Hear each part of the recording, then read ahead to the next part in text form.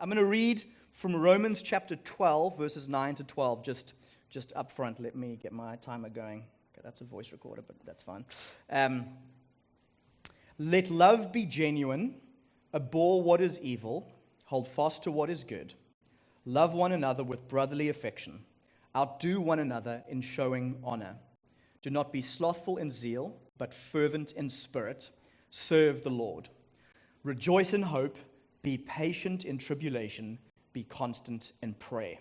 That's going to be God's word for us this morning. What I want to do is I actually want to start off with a love story, Taylor Swift style. So a digital love story.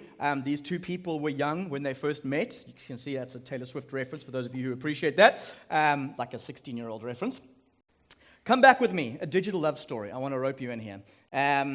It's 1999. It's a digital love story in a different digital era. It's 1999, and there's this website called iAfrica.com. There's many such websites where people can meet, very unlike today.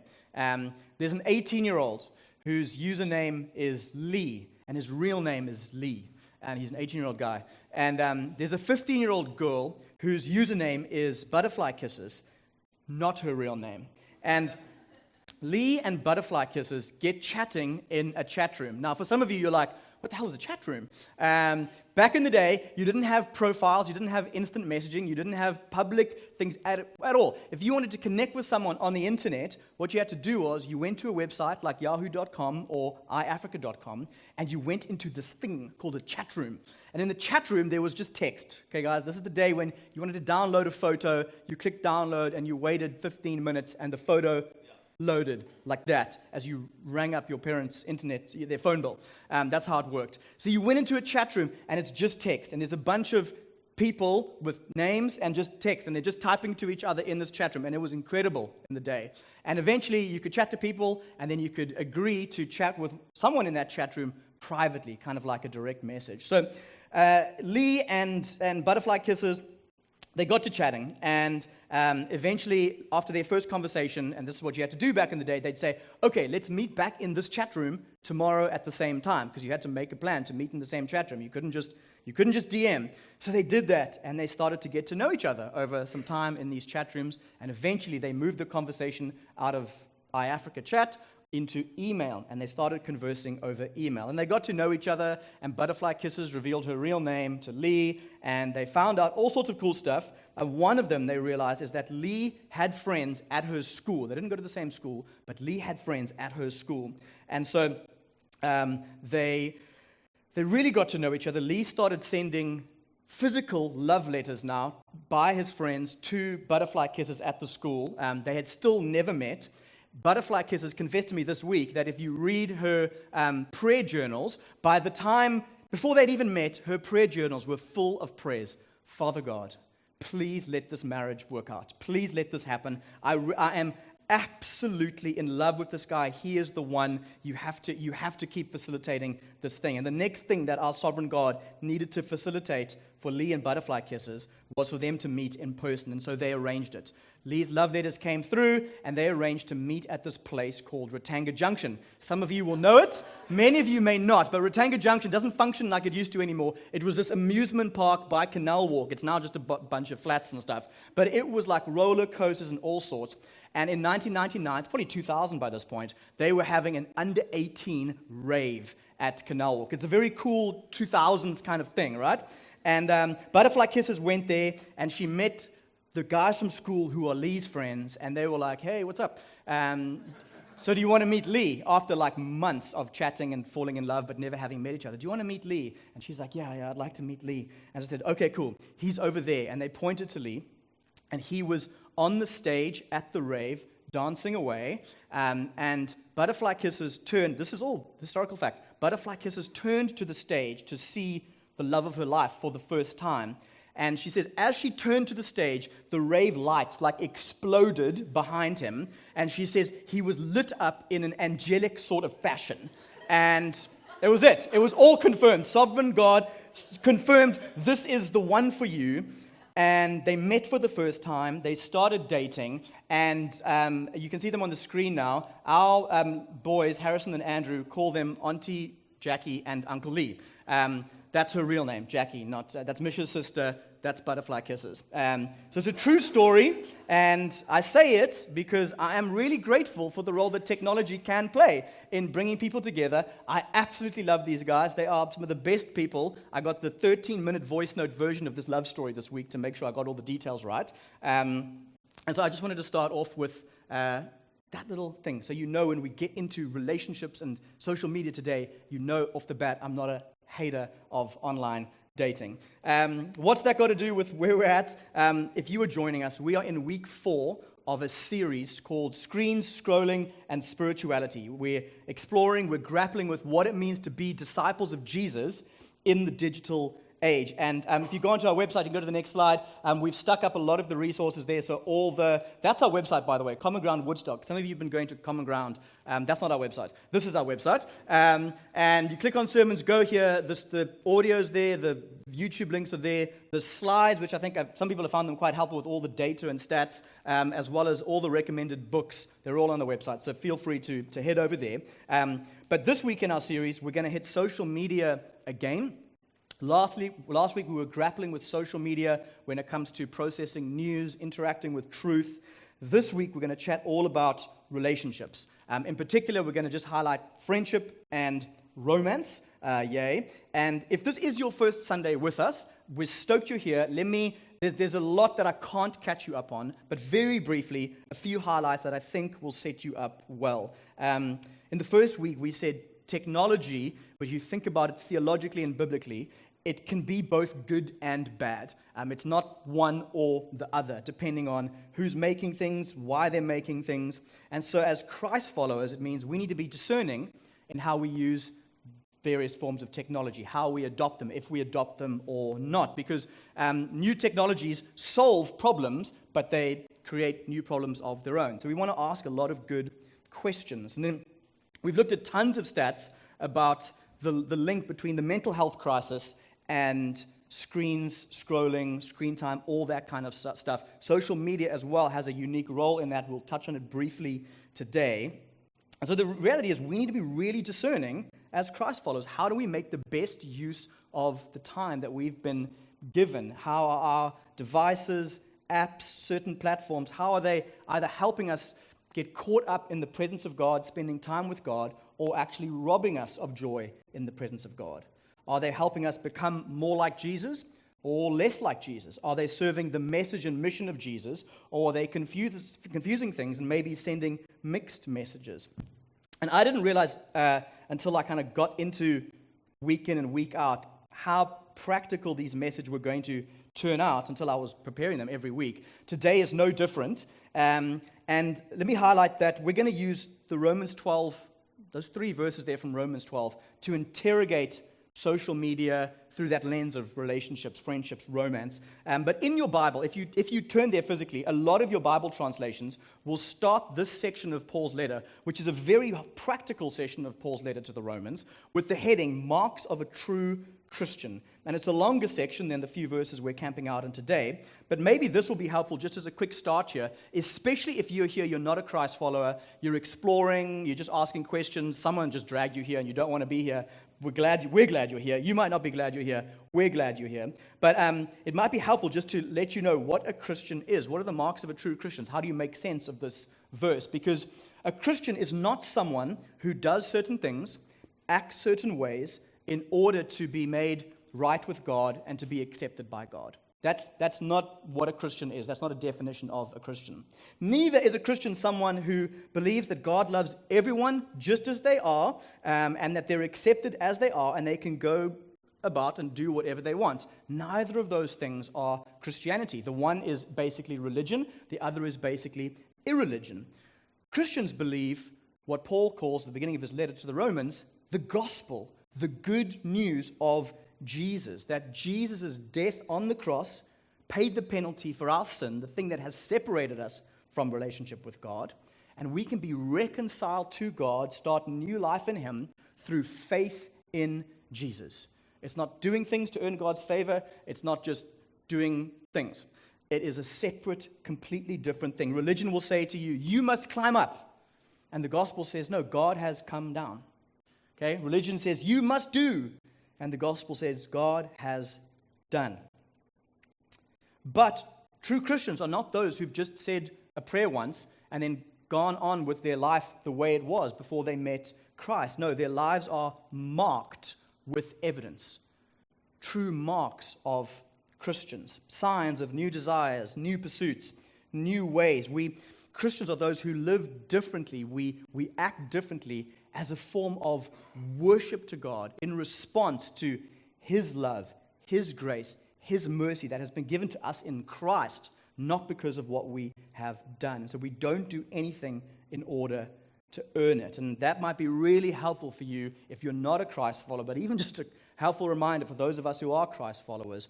Everything we're reading in Paul's letter today is how we are to respond to God appropriately, to love Him and love other people. And so I hope Paul's words come as a helpful grid to assess relationships in the digital age, essentially. And so here's what we're going to do. I want to quickly just evaluate a bit of our context in terms of social media when it comes to relationships, how it's affecting us. We're just going to touch on a few things very briefly.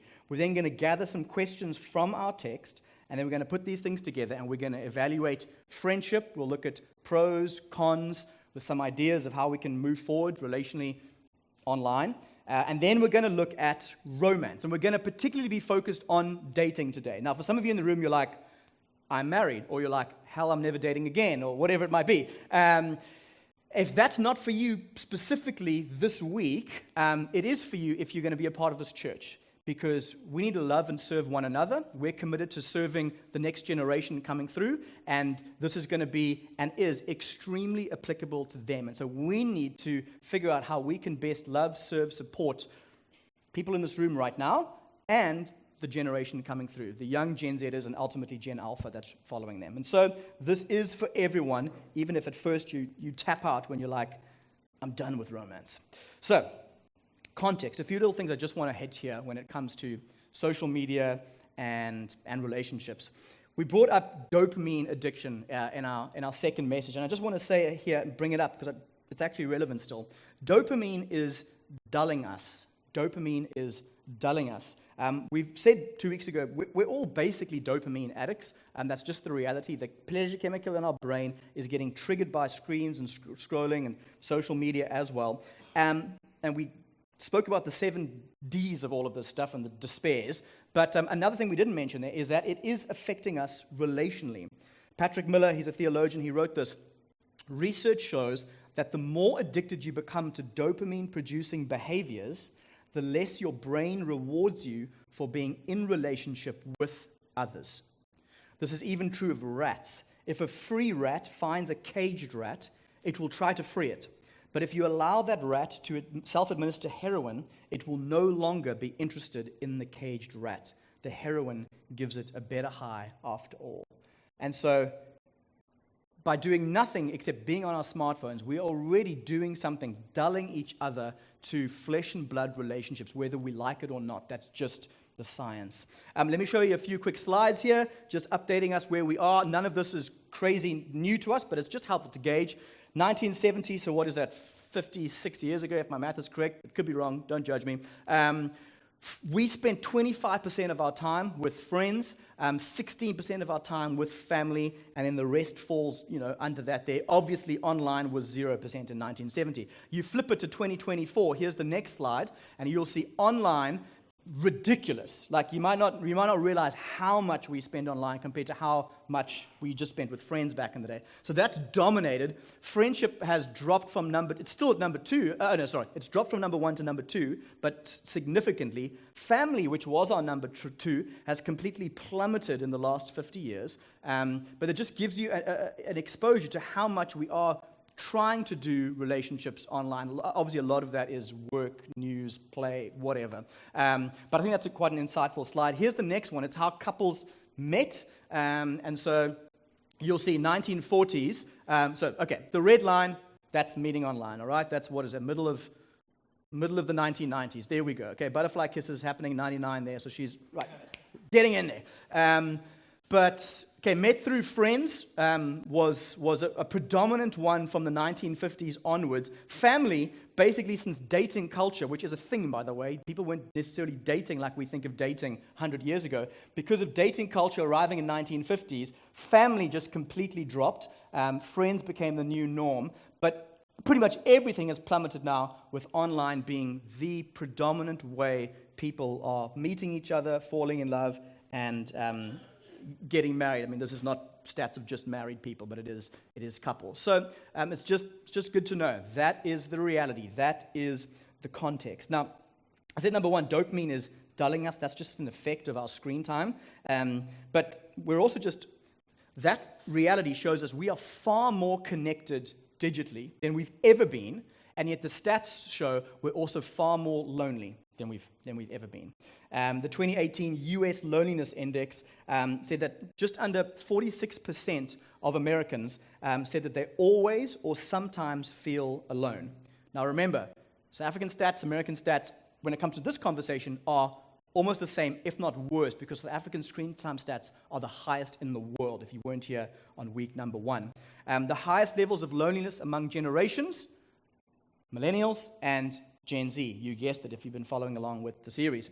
2017, some of you might know this, but the UK, and you might laugh at this, the UK appointed the Minister of Loneliness to address the crisis because loneliness is far worse to your health than smoking 15 cigarettes a day. So the mortality rate of loneliness is way higher than smoking cigarettes. And so they put in a £21 million plan to address loneliness in the UK. We all know the world became acutely and painfully aware of the fact that we're digitally connected, yet relationally lonely when COVID hit. And we were surrounded. These days, just think of it. We sit in a room like this. You sit in a coffee shop. We are surrounded by people, and yet there is massive amounts of loneliness because we're sucked into screens but away from actual people. The third one is this that I just want to highlight as a context, and then we'll carry on, is that social media in particular is harming females far more than it is males. So here is one of the graphs I'll show you. This is from Jonathan Haidt's book, The Anxious Generation. It's also from his co-authored book, The Coddling of the American Mind, that he authored with Greg Lukianoff, if I'm pronouncing his name right. And they've drawn on tons of other research. It's not their research, it's other researchers. Females are affected by males when it comes to anxiety far much more. And you may not have been here previously, but we said the advent of the smartphone and social media arrived there. And so that's what's causing these massive increases in anxiety. But it's massively hitting females more than males.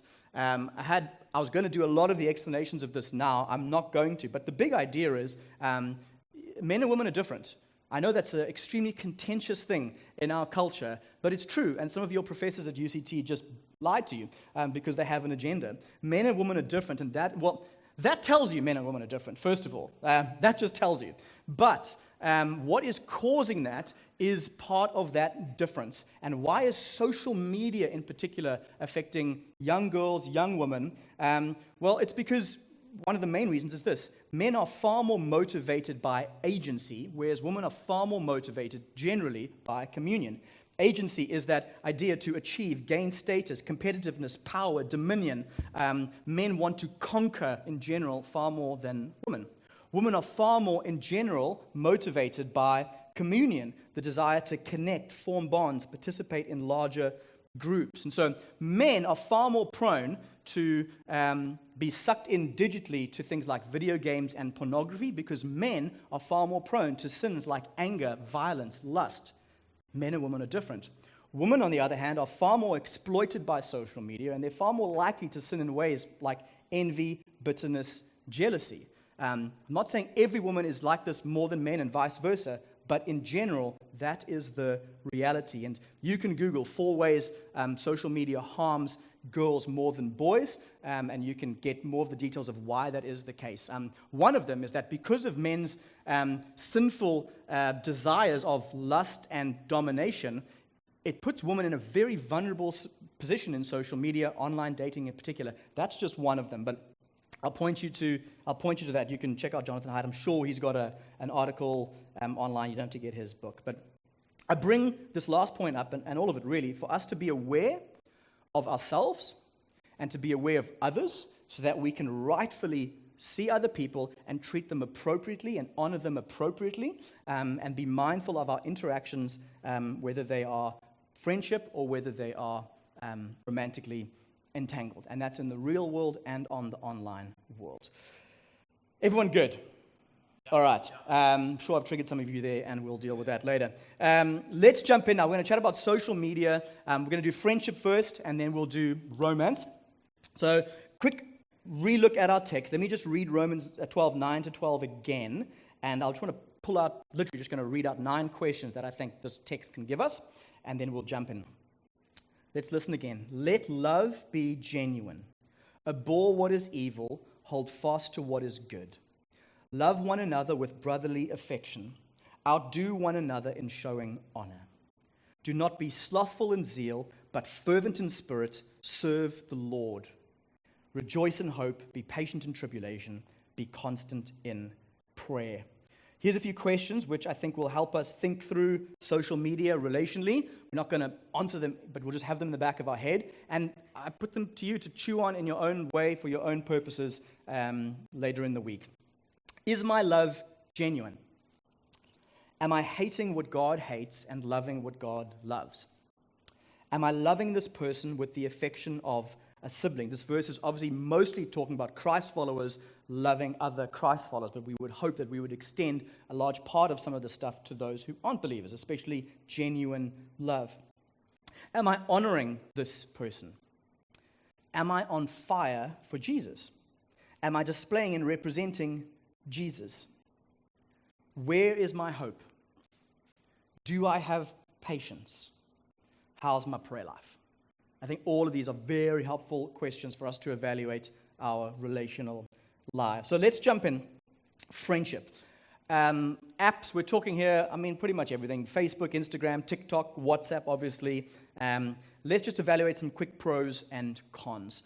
The pros of social media when it comes to friendship. Number one, obvious, it allows connection across distance. And human beings have been doing this across the ages. We just think of this letter that Paul wrote to the Romans. It allowed him to connect with that church across distance and all the other churches. Paul would write in 1 Corinthians to them, he'd say, hey, I'm absent in body, but I'm with you in spirit. And part of that is him thinking about them, being aware of them because of the ability to communicate across distance. And it is awesome to be able to do that. Like, we all agree. We have WhatsApp and we have social media largely, it used to be at least largely, now it's just adverts, but it used to be largely so we can keep up to date with people we love and find out what's going on and feel connected, right? We can rejoice when others rejoice, weep when they weep. That little verse comes just after our passage in Romans. So it obviously allows connection across distance, but a second pro here, I think, is it makes honor and encouragement quite easy.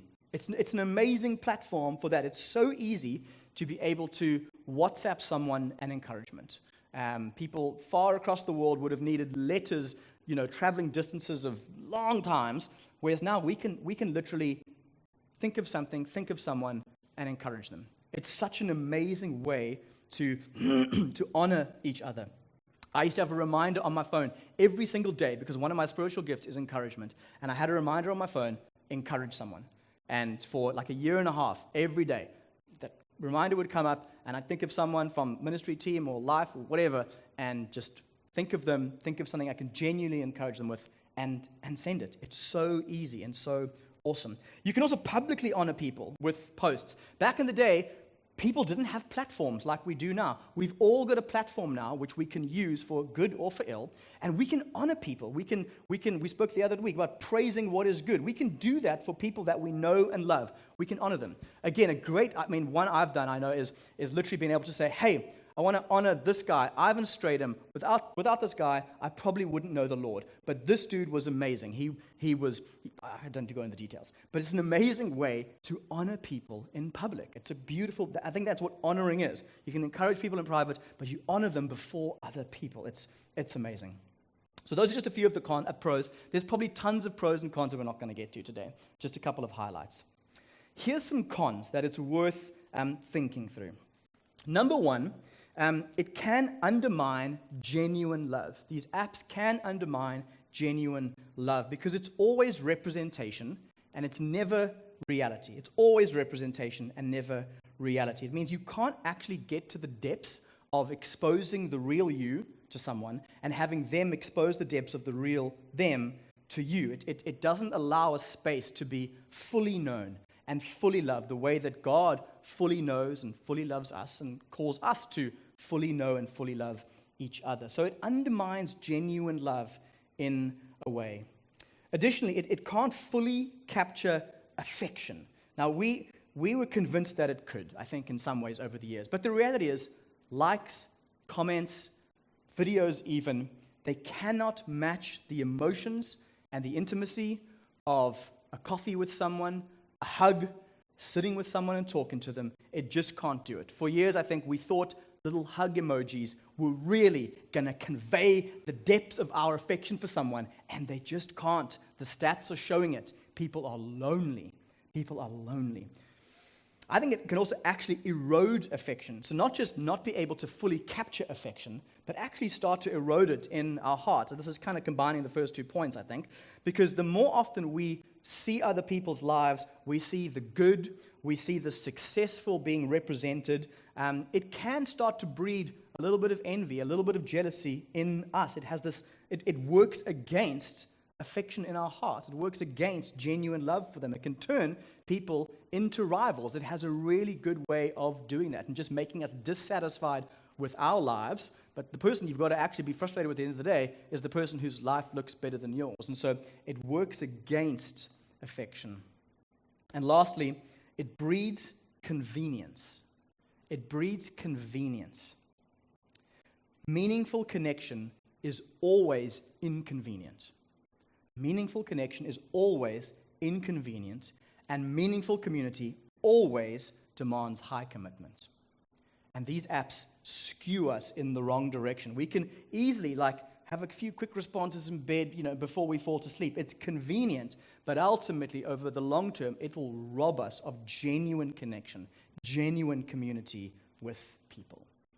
And so remember, the question we're always asking with new pieces of technology, with our smartphones, with social media, it's not really the question of, is it good or bad?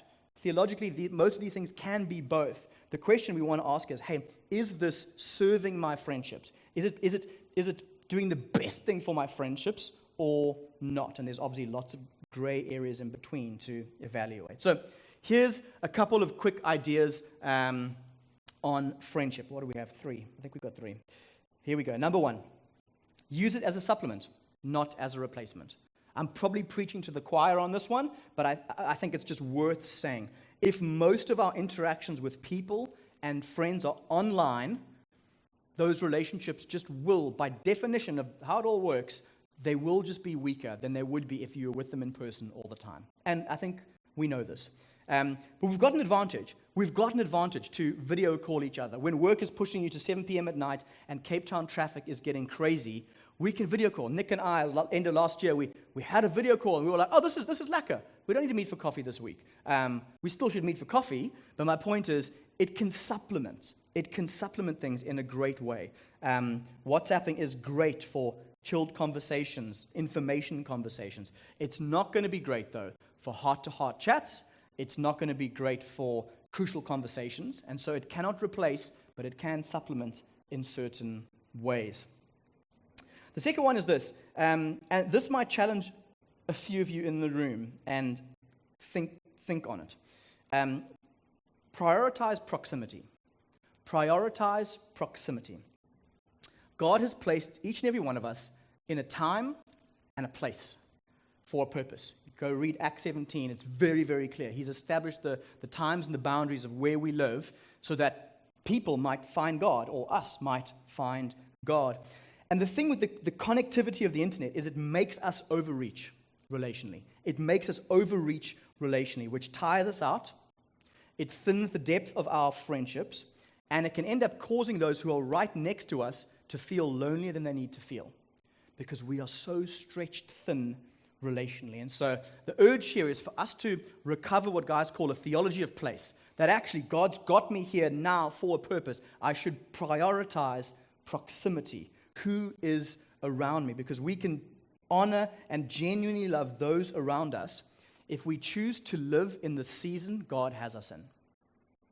So it's not always just about geography, it's also about time and seasons. Where are you now in time and space? I've told marrieds this because it's so true. Don't try live the lives of two single people, the social lives of two single people. It will hurt your union. You've got to rejuggle. You've got to reprioritize. You've got to make two lives into one. That's one of the biggest things that implodes marriages in this day and age, probably because of social media. We think we can still be the social bunnies that we were when we were single, but you have new responsibilities now. It's a new season. It's a new life. And for everyone, I want to say this on this, and this is where some of you might be like, cool, I've got to wrestle with this, and that's okay. Don't try and keep adding people whilst not letting go of others. Don't try keep adding people to your social and relational circles without letting go of others. The illusion of social media is that you can have tons of relationships, but you can't. You can't. You're going to have to triage. You're going to have to be intentional. There are times for necessary beginnings, but also necessary endings. Okay, you can be constant in prayer, like Paul says, for a bunch of people, but you're not going to be able to do it for everyone. What you'll end up doing is just spinning plates to try and keep tabs on all the relationships from high school and varsity and the last city and the last church and the last workplace. We can't do it, but we're trying. And I think this is probably one of my biggest passions of the sermon. I think this is what is hurting and harming and exhausting maybe us in this room, one of the things. And so my urge to you is to be prayerful about this. Be prayerful about this right now. Ask God, who and what are you calling me to in this season of my life? Because He can't call you to everyone. He can't call you to the same depth of relationship with everyone. And I believe He'll speak to you. I believe He'll speak to you through observation, quite simply a theology of place. Who is around me? Where am I? What is happening? What season of life am I in? God will speak through observation. And He'll speak through revelation. If you ask, God, what should I give myself to? What should I focus to? I'm telling you, God will speak to you. He'll speak to you in your spirit. He'll make you aware. He'll convict you. He's done it to me several years previously, where it's like, I realized I can't give myself to this and these friends and this. God, and He was very clear. Like I had to wrestle with it, and I had to be like, oh, that sucks. I really wanted to give my time to this or see these guys. The reality is, God's saying, this is what you can do. You're not me, Kyle. You've got limits, you've got boundaries, and you need to embrace them. And I want to say, if you find yourself not spending as much time, whether it's just circumstantially because people have triaged you already from the previous season, so it works the other way around, you might be like, hey, dude, you didn't invite me to that thing. And Mish and I have experienced this. When Mish and I left Common Ground Rondebosch 7-8 years ago, we moved to Common Ground Sea Point. Man, it was like 2 months, and all of a sudden we were like, we didn't get invited to their 30th. It's like, what the heck? We've been on the same eldership team for you. What just happened? And it's okay. It's okay. So people might be triaging you already, and you can secure yourself in God. But you might need to triage people. And this is the word I want to say to you, which might comfort you, hopefully, is that just because you're not going to be able to see people, you're not going to necessarily be able to invite them, they're not going to be able to invite you in this new season, it does not mean that what went before was not real. Because that's the lie that happens in your heart. Mish and I leave Common Ground Bosch, we go to Common Ground Sea Point. The biggest temptation is every one of those damn friendships was a lie. All of them. That guy, that woman, all fake. All fake. 10, 15 years, friendships, cut me off. No. It's seasonal, and it's okay, that's the thing. The world is telling us, have it all the time, connect with everyone, and we can't, and that's why there's a mental health crisis. It does not make those friendships from previous seasons not real. It is just reality. I do not see, this is one of the ways I triage in my head. I do not see my Christian friends from previous seasons, churches, film school, whatever, as much as I could at all anymore, if hardly ever sometimes, because it means I've got to prioritize the flesh and blood people that God has got me around right now, and He's caused me to prioritize those who are not Christ followers. I will have all eternity to catch up with all my mates from previous churches, previous life stages, whatever, who are Christ followers. I'll have all eternity. That's the hope that I get to rejoice in. And we're going to have a great time catching up and, oh, what did you do during those years? And what about this? And oh my gosh, we'll have all the time in eternity for that. What we've got now is time for a limited number of people who we can really be with and reach those who do not love and know Jesus. That's one way God helps us prioritize. And so you can rejoice in that hope too, because I really believe the hope of eternity does help us prioritize people. And some of you are going to have to wrestle with that. And some of you are like, oh my gosh, you're telling me to cut my mother off. Just relax. Like, just be cool, take some time, and we'll get there. But it does take intentionality. That's my point. Lastly, and it's kind of just putting some of this into a different phrase here, prioritize embodied community and face-to-face, okay? Who are the people that you have general close proximity to? Whether it's local church, whether it's your digs, whether it's your office, man, those are people that God's got you around. He's got you in their life for a purpose. He's got them in your life for a purpose. Get in the room, okay? Especially with brothers and sisters, when it comes to gathering, do your best to get in the room. Hebrews says, do not neglect meeting together. Meeting together. There is no substitute to looking in people's eyes, to eating food together, to drinking drinks together, right? That is the model of Jesus' ministry. Jesus, unlike Paul, didn't try actually connect himself with the whole world. Jesus never wrote a letter, never wrote a book, never traveled outside quite a small area. Jesus' model was getting in people's homes, getting around tables, eating, drinking, laying hands on people to pray with them. Embodied community, embodied reality. I think that's why he gave us the tangible, physical, embodied sacrament of communion that we're going to partake in just now, to remember the tangible, embodied death of Jesus, where his blood was shed and his body was broken, so that we can be connected to God and connected to each other.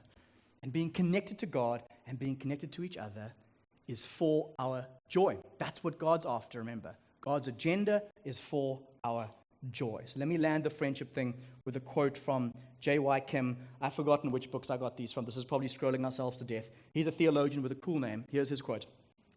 In God's kingdom, joy isn't found on a recliner, watching online church in between a Netflix series and a YouTube video. Joy in God's kingdom comes by way of high commitment to the inconvenient mess of embodied communities, awkwardly learning to share life together in all its pain and joy. Amen to that. I'm going to change gear now. There goes friendship. Let's turn to romance. And as I say, we're talking about dating in particular. Do not dial out if this is not your season. Dial in, because you're called to love and serve and honor and encourage your brothers and sisters. And this is not going to be a full-blown theology of dating. I cannot fit that all in. I'm going to try to be as tight as possible to apps and kind of our Romans 12 passage here. But what are we talking about? I mean, you can pretty much use anything, I suppose, to fall in love these days. WhatsApp, DMs on whatever platform, Tinder, Hinge, Bumble. I've heard about the Christian social, dating apps, Salt, Upward. I've gotten involved, guys. I've heard a lot. I'll give you the best that I got now, the best advice. But two extremes, I think, that we can have towards online dating. Number one is just a total rejection of online dating, and maybe that's a position of some of you. On the other side, it's like a complete just jump in, uncritical immersion into online dating. And I think those are the two extremes we want to avoid. I'm convinced that this is an area where we have Christian freedom.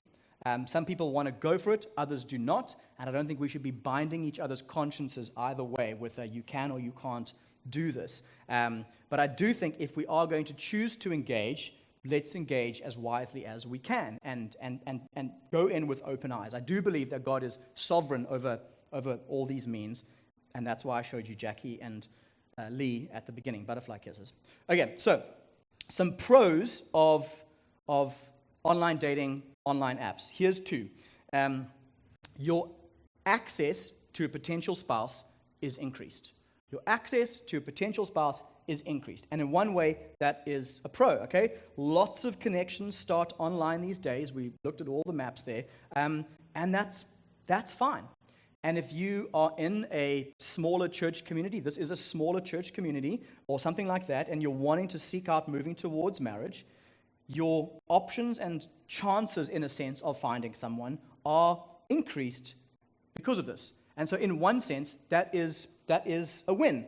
And I say, God is sovereign. The second pro is this, and this is great, actually. You can get lots of background data up front. And I seriously mean that, all right? Right? Paul in Ephesians 5, a couple of weeks ago we read, make the best use of the time. And so you can make some good use of time. You want to talk about triaging people? You can triage a bunch of people easily up front instead of like diving in and wading through a whole bunch of time and emotions and energy and money or whatever before you realize, oh my gosh, like we're so not even on the same page to begin with. You can get a lot of background data. It can be helpful. You can check out basic convictions. You can get worldviews. You can even Google the guy or girl as a helpful fact check. I'm not saying it's always reliable because of last week, but hey, it's helpful. It could be a conversation starter at least. So those are two of the pros. As again, there may be more, but those are two. Here's a couple of cons, which I think are very helpful in considering. Number one is choice paralysis. One of you spoke to me about this week. It was helpful, right? The flip side of all the increased options is that it can totally paralyze people in their pursuit of the sort of mystical one, right? Because you're like, oh my gosh, like there's all these people. If I choose this person starting, what else will I miss out on, right? It's Netflix paralysis with people. And I just want to remind you, for thousands of years, people only had access to others in their same town, their same small town, and yet they found people, they found love, and to be honest, they seem to have had longer and happier marriages than we do in our age. And so there's choice paralysis. Secondly, and I've said this point before with friendship, it's always representative and not reality. It's always representative and not reality. So it's the same like friendship, but let's be honest, it's even more so in this conversation, because when it comes to dating, in person, online, whatever, everybody is putting their best foot forward. Everybody is showing the best angle of their face, whatever it is. Everybody is doing that in person already. So now you go online, which is a representative medium, and it's just kicked into steroids. It's even more representative and not reality. Okay, you can type things, you can say things that are never going to capture the reality of who you are, whether that's intentional or unintentional. It's just not the case. And so it hinders genuine love, to use Paul's phrase in Romans 12. It can be a hindrance towards genuine love until it moves off the app into real life. If I was pastoring Butterfly Kisses 15, 25 years ago, I would have said, maybe don't try fall in love without ever meeting the guy. Like go meet him. Go meet him. Now, God's sovereign, and I have a sister-in-law and beautiful nieces, but being online hinders genuine love because you genuinely don't know the person, right? Additionally on this, just think about it. If I say this phrase, humility and not vanity prepares you to love a spouse. Humility and not vanity prepares you to love a spouse. But online profiles are, let's be honest, way more vain than they are humble. Not like intentionally trying to be vain, just they're showing the best side of us. And that is not the best preparation, ultimately, for marriage. Number 3, these apps often prioritize or overemphasize physical appearance. And again, let's all just be honest here. Dating apps just naturally do this. They just naturally do this. Some apps exclusively do this, all right? They remove, let me not say that. All these apps in general, what they do is they do remove an opportunity for romance and attraction to kindle and kind of catch flame after friendship and after interaction, right? And so if you think about it, if these online apps in one sense increase the dating pool, in a different way they decrease the dating pool because they put blinders on you to people who are actually right around you. You immediately screen out a bunch of people because often your first thing, swipe left, swipe right, can be based on looks and attraction. And that can be dangerous. I don't think it's the most honoring thing of God's sons and God's daughters to be screening people out based on attraction. And I can put mine and Misha's relationship here. Again, we were friends and not attracted to each other for a good 2 to 3 years until people like Ben Bingham and stuff with their fake prophetic words online being like, come on, guys, everyone knows, get together, get together. So thank you, Ben. I still remember those online comments and other comments. But an online app would have screened Mish out and me out from each other because we weren't looking, we weren't seeing, we weren't allowing time needed to happen for things to kindle, for things to spark. And they did, which is great. So that's just a warning there. 2 more quick ones. These apps feed individualism and consumerism. Just a reminder, these apps were not necessarily always created by people with the most godly, virtuous intentions, trying desperately their life's calling to play Cupid between you and Mr. or Mrs. Right. They were typically designed to make money. They were designed to make money. And these apps, that's just an aside comment, these apps are designed to feature you and to cater to you and to match someone with you and who you think is attractive and who you think is smart enough. It makes judgment of people very, very easy, which strips away genuine love, which can strip away brotherly affection. It makes judgment very, very easily because it's putting us at the center. And lastly, very brief, it's weakest at what dating relationships need the most: clarity and depth. If you're a Christ follower, what you are looking for in a dating relationship is many things, but ultimately what you're trying to evaluate is get clarity and find depth. And the apps don't do that. They've got a short shelf life. They can start the process, but they have a short shelf life. And so here we go, the last lap of today, some ideas when it comes to romance online. Number 1, know what you want before you go looking. Don't doom scroll Hinge. Don't doom scroll Hinge. Know what you want before you go looking. And this is going to look like a couple of things. Firstly, it's going to look like you getting your personal convictions in order. You've got to get your personal convictions in order. You've got to know who you are before you're going to be able to know what you want. You've got to know what you're called to. And I don't mean you need to figure everything out, okay? Some of the happiest people got married when they were 20. They hardly knew who they were. And people who are getting married in their 40s know way more about who they are, and it's not necessarily helping the process. But what I mean is figure out who God is. Have a deep conviction on who God is. Have a deep conviction on the point of life and the purpose of dating and marriage. Go to the scriptures. Get deep conviction there, because the aim, ultimately, really, is to find a partner with whom you can serve the Lord with zeal. Take Paul's phrase there in Romans 12. You're looking for someone that you can partner with to serve the Lord with zeal. Now, I know some of you might be new to the faith. You have not thought yet about grappling with who to date, who you shouldn't date. And I don't have the time to give the full treatment here, but I just want to put a few things out very briefly, is that the Bible is very clear that God's call and will and intention is for Christ followers to marry Christ followers. That's the call. Some of you, that might hit you like whoa, didn't hear that before. Some of you are like, huh? And some of you are like, yes, I've read the Bible and I understand. But here's the thing.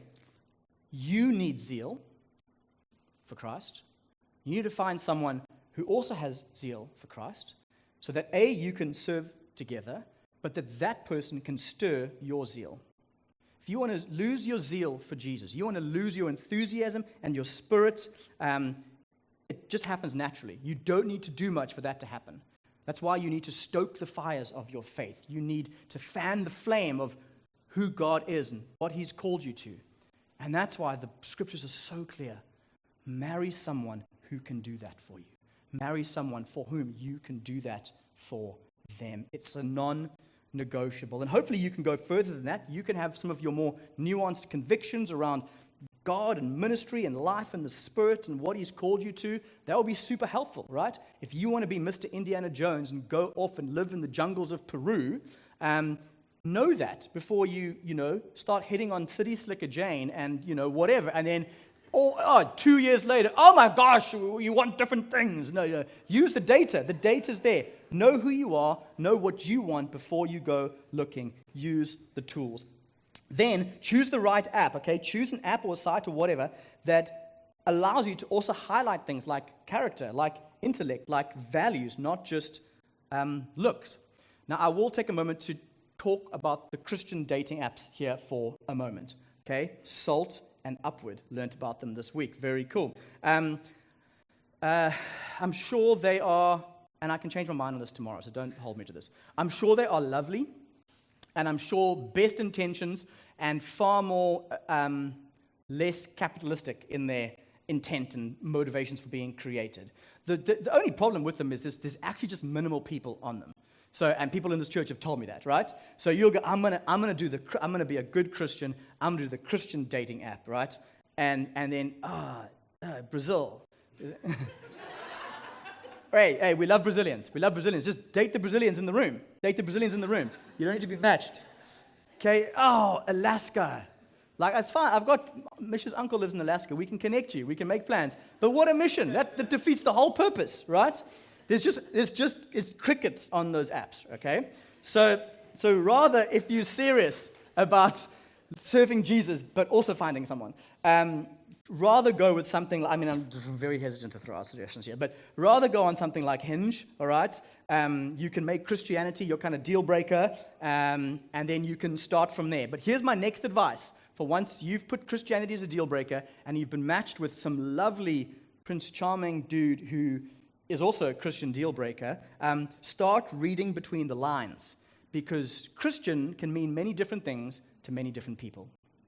So what are you looking for? You're not just looking for Christian tick. No. Whether it's on this person's profile or in conversations with them, look for zeal for Jesus. Look for what Paul talks about here. Look for zeal for Jesus. Look for brother and sister relationships. Do they mention church? Are they connected to a spiritual family? What you're looking for is not just someone who says Christian. You're looking for evidence of New Testament Christianity. That's what you're looking for. Otherwise, it's like, God, there's a million gods, right? Don't belief in God, happy days. Do not click on spiritual. That you know that person, you know that person is not worshiping Jesus, or if they are worshiping Jesus, they're compromising to get you and others to look at their profile and broaden their range. Don't do that, okay? Belief in God means nothing, okay? The Apostle James, very clearly, even the demons believe in God. So, let's move on. Ask and answer the tricky questions, okay? As quick as possible, start getting into the real stuff. You want genuine love, you've got to get to the real stuff. Vet each other. Ask about church. Ask about moral convictions. Get in there.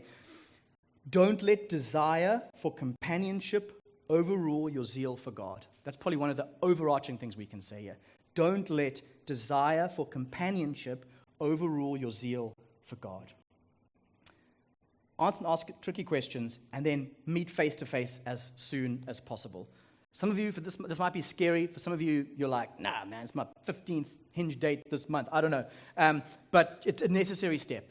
It's a necessary step. It honors the other person by moving things forward, not just stringing them along. It is a pathway to genuine love. You can't go down that path without taking those steps, and that's where you're going to get clarity in order to be able to genuinely love this person one way or another. And when you meet face-to-face, just be yourself, right? You want them to like you. They're going to find out sooner or later who you really are, and we want genuine love. I'm pretty sure anyone who's heading down this path is like, I want genuine love, and I want to be genuinely loved. And that comes by being fully known and then fully loved. 2 more, and then we're done. Make sure a friend knows what you're doing. Make sure a good, trusted Christian friend knows what you're doing. Firstly, there's just a safety element to it. Butterfly Kisses was very lucky, but there is a safety element to it. Secondly, we need accountability, okay? We need to be able to, what Paul says in this passage, hold fast to what is good. And we need help to do that. We need help to keep zeal alive. You need someone to let you know if you've changed Christian to spiritual on your profile. They speak, if you know them, speak to them. Speak out, speak to them, help them. We don't want people to compromise their faith on this matter. And then thirdly, you want someone in your corner, obviously for the good times, but you want someone in your corner for the hard times, right? For the letdowns, for the bad dates, for the weird dates, for the rejection sometimes. I think a few verses I said after our passage here, Paul calls us to rejoice with those who rejoice and weep with those who weep. You're going to want people in your corner for what can be a very big roller coaster of emotions. Loneliness can creep in, discontentment can creep in, and you're going to want someone who can pray with you constantly, can help you be constant in prayer, someone who will remind you to rejoice in hope. Don't rejoice in this app. Don't rejoice in this person. Don't even rejoice in the possibility of getting married. It will let you down. Rejoice in hope, the hope of Jesus, the eternal hope of his kingdom. And lastly, you need someone who will call you to be patient in the trials. Paul calls us in Romans 12, be patient in tribulation. I think the dating landscape, trying to find a partner, can sometimes feel like trials and tribulation. And where I've seen countless people go wrong is they ran out of patience and they chose unwisely and they chose ungodly and they reap the consequences of that typically. And here's the last one, pray. Pray. Paul says be constant in prayer. And so yes, for the relationships part, but I'm going to dial it back to the friendship. Now, this is for every single person, no matter where you are in your life when it comes to relationships. God, interrogate my heart, God. Is my love genuine? God, help me to hate what you hate and love what you love. God, let me honor this brother and sister in Christ in this process.